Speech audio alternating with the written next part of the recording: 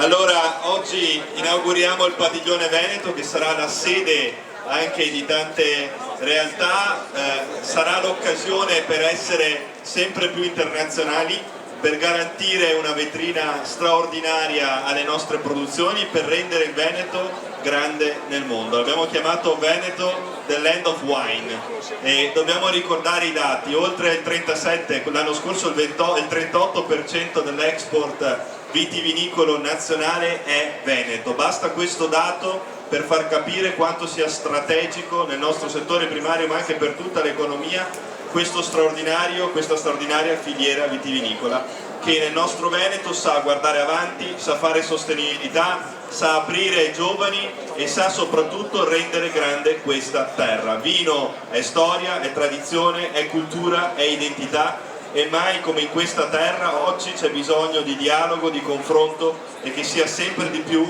la sede per scambi, interazioni. Viva il Veneto, viva il Vinitaly. Un ringraziamento a Verona Fiere, che ormai è un incubatore straordinario anche di sviluppo economico, e poi lasciatemi dire anche qualcosa di specifico per l'internazionalizzazione delle nostre imprese. Le nostre piccole e medie imprese, anche le nostre piccole e medie imprese, stanno internazionalizzando sempre di più. È un dato in continua crescita che rende il Veneto orgoglioso, ma che soprattutto permette di capire quanto sia fondamentale andare avanti in questa direzione, in collaborazione con ICE, il Ministero e tutti coloro che stanno lavorando in questa direzione. Siamo orgogliosi oggi di ospitare ben 5 ministri, le autorità, tutte coloro che sono presenti, e soprattutto di fare squadra per il Veneto. Questo è quello che conta. Grazie a tutti, grazie, e che sia Presidente. un grande Vinitaly.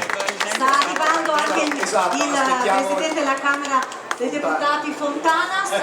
Sguardi dappertutto per arrivare! E si apre! Si apre! Sei stato troppo elegante!